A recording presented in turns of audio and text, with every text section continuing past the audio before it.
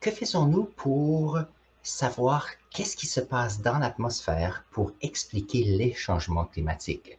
Voyons voir si on peut regarder comment est-ce qu'on surveille notre atmosphère et notre planète pour mieux comprendre ces changements.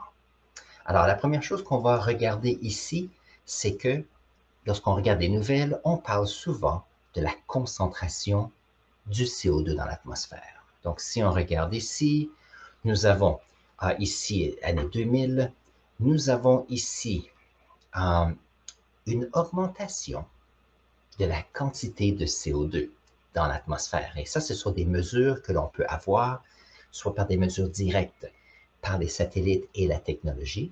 Donc ça, ici, on peut faire ça depuis près 50 à 60 ans. Avant ça, ce sont des données qui ont été recueillies indirectement par d'autres méthodes de paléoclimatologie. Et ça, j'ai fait une vidéo qui, je vais mettre un lien juste ici avec une carte. On sait qu'il y a du CO2 qui est fait par la nature, que ce soit les volcans, la décomposition ou autre.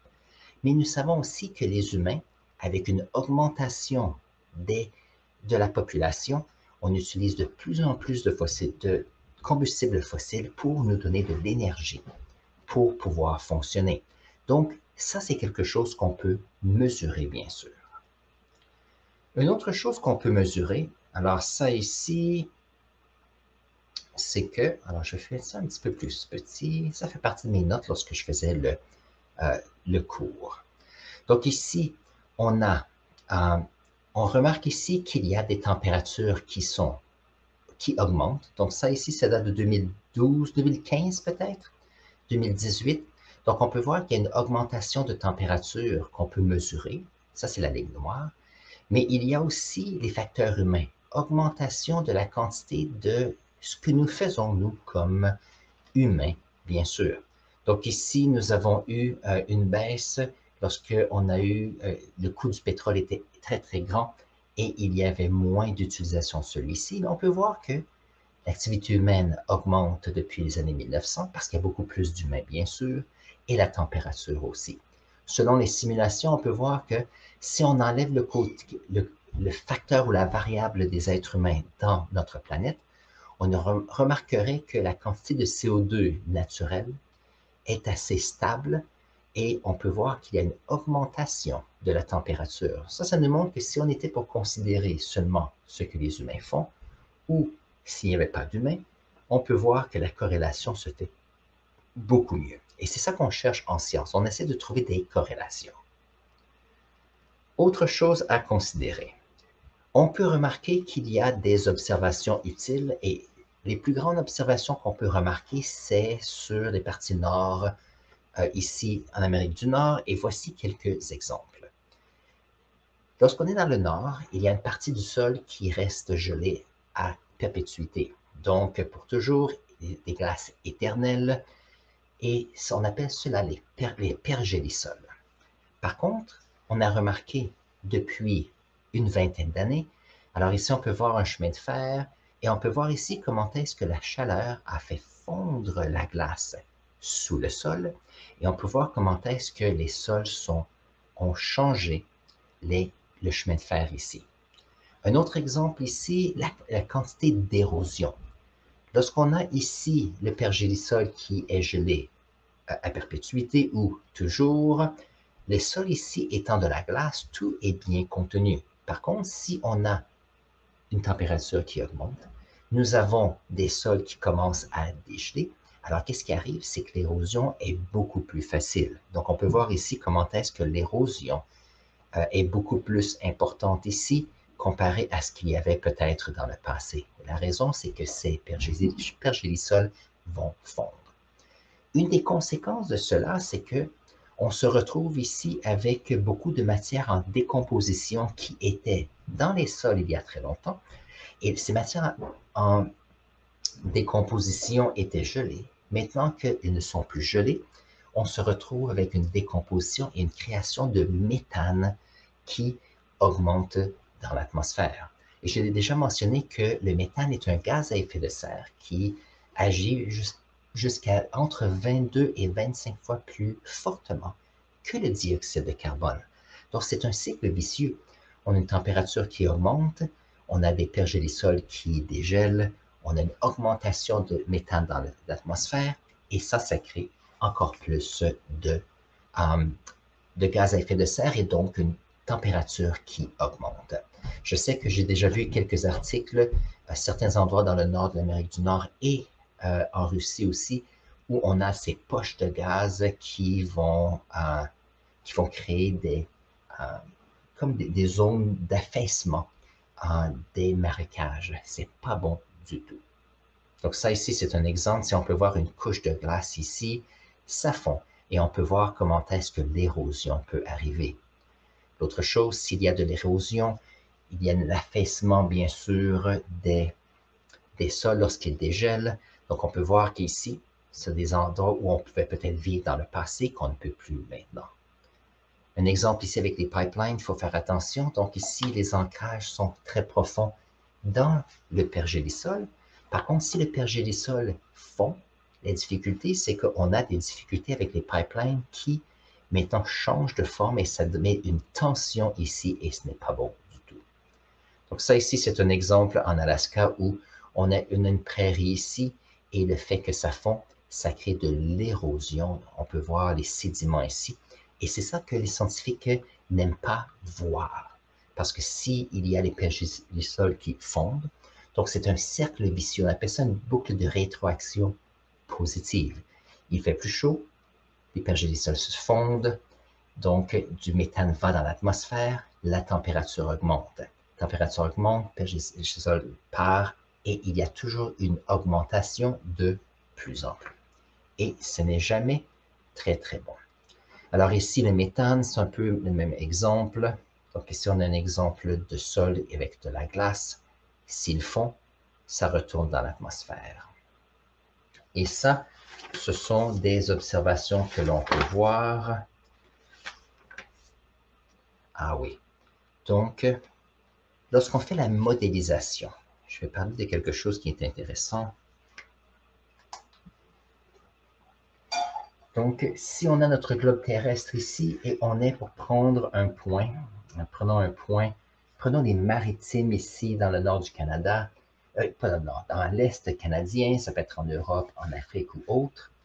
Lorsqu'on veut savoir et on veut mesurer les climats ou qu'est-ce qui se passe à un endroit donné, il faut considérer plusieurs choses. Alors, une chose en particulier, il y a l'atmosphère. Maintenant, dans l'atmosphère, il y a plusieurs choses qui est à considérer. Il y a la température et il y a la composition de celle-ci. La composition peut changer de façon naturelle, mais il peut y avoir les humains qui peuvent entrer en ligne de compte.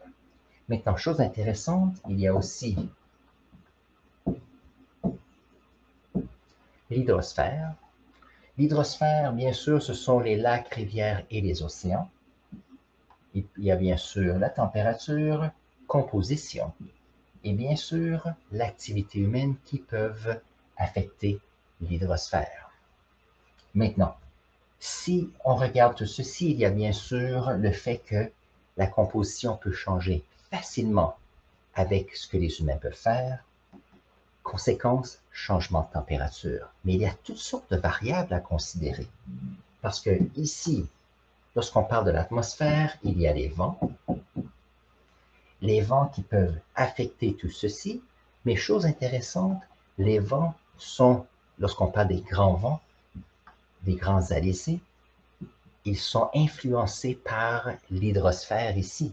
Et l'hydrosphère ici, chose intéressante, il y a des courants marins qui peuvent être affectés par les températures et les changements de courants marins peuvent affecter les vents et la température. Et tout ceci, c'est considéré. Donc, si on prend à l'échelle globale, alors ça nous donne une idée, une vision.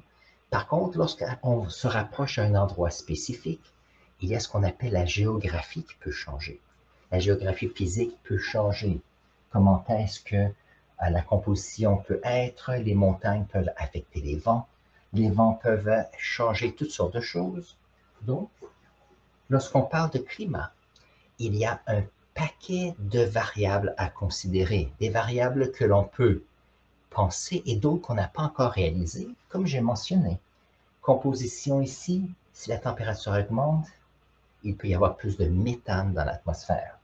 Donc l'idée, c'est que les scientifiques souvent utilisent quelques variables pour faire leurs études, mais s'il y a des dizaines et des vingtaines de variables à considérer, souvent on n'a pas la capacité ici de tout mettre ensemble. Et c'est pour ça que lorsqu'on parle de changement climatique, le fait d'avoir des meilleurs ordinateurs dans le futur va nous aider à pouvoir regarder toutes ces, comment je pourrais dire ça, toutes les données qui sont possibles. Et ça, c'est pas évident. Moi, j'aimerais savoir, il y a une autre, voilà. L'autre chose à considérer, bien sûr, c'est que, comme je mentionnais, il y a tellement de variables à considérer. Je vais vous montrer ceci. Ça veut dire que comment est-ce qu'on peut prédire qu'il y aura des changements climatiques ou qu'il y a des changements climatiques? Les modèles scientifiques sont basés sur ce que nous savons. Donc, on peut prendre les informations que nous avons maintenant et on peut savoir, voici les climats. Avec les informations du passé, la paléoclimatologie, on a une bonne idée de ce qui se passait avant. Maintenant, pour le futur, ça, c'est plus difficile parce qu'une variable peut influencer une deuxième. Donc, si on prend par exemple la conférence de Paris qui a eu lieu, ça revient souvent, il y a des personnes qui prédisent une augmentation des chaleurs. Et on peut voir qu'ici, les prédictions pour 2100 sont entre 2 degrés et 5 degrés. Donc, on peut voir qu'il y a une grande différence ici. Vous allez dire, pourquoi est-ce que les scientifiques ne peuvent pas s'entendre sur cela? C'est qu'il y a trop d'informations et trop d'inconnus à savoir ce qui va se passer en 2010. Plus qu'on se rapporte au moment présent, plus qu'on a une meilleure compréhension, mais chaque groupe scientifique, dépendant des variables qu'ils utilisent, ont des résultats différents. Donc, certaines personnes vont utiliser peut-être une augmentation la plus haute pour faire passer un message. D'autres personnes vont dire, ah, il ne faut pas trop s'énerver. Donc, il y a toutes sortes de messages qui nous viennent à nous. C'est pour ça que c'est important d'apprendre de plus en plus et d'avoir des données qui nous expliquent ce qui se passe. Donc, si on a une personne qui dit, ah, il y a une augmentation de 2 degrés, OK. Où sont les données? Quelles sont les variables que vous avez utilisées? C'est très important pour s'assurer qu'on a une bonne compréhension et qu'on ne soit pas trop alarmiste ou qu'il faut bien sûr être réaliste sur la situation. Alors ça, c'est d'autres choses que je voulais mentionner aujourd'hui. Voilà. Et bien sûr, je ne ferai pas une vidéo sur cela, mais la question, c'est comment est-ce que l'on peut améliorer cette situation? La question, bien sûr, c'est les comportements humains. On a maintenant dépassé les 8 milliards de personnes sur la planète dans le mois de novembre l'année passée. Donc, qu'est-ce que l'on peut faire sur la consommation de biens et services, l'utilisation des combustibles fossiles? Est-ce qu'il y a moyen de changer la façon que l'on fait? Est-ce qu'on consomme trop? Est-ce qu'on peut changer la façon qu'on mange? Si on gaspille moins de nourriture, ceci peut aider l'environnement, les moyens de transport. On adore voyager, mais est-ce qu'il y a des moyens de voyager intelligemment? Il y a certains pays qui utilisent beaucoup plus d'énergie que d'autres. Par exemple, si on prend certains endroits au Canada, on utilise l'air climatisé durant l'été et le chauffage durant l'hiver lorsqu'il fait moins 20 à l'extérieur. Donc, l'environnement change ici. Est-ce que c'est une bonne chose qu'il y ait peut-être seulement 40 millions de personnes au Canada et 380 millions aux États-Unis? Je pense que c'est une bonne chose parce que plus on va au nord, plus on a besoin d'utiliser l'énergie, surtout pour le chauffage l'hiver. Si vous avez appris quelque chose d'intéressant aujourd'hui, n'oubliez pas de vous abonner à notre chaîne. Si vous avez des questions supplémentaires, mettez-les dans la section commentaires. Ça me fait toujours plaisir de les lire et les utiliser pour faire nos prochaines vidéos. Sur ce, prenez un instant et je vais mettre ici un lien pour une autre vidéo pour vous et on se voit dans la prochaine vidéo.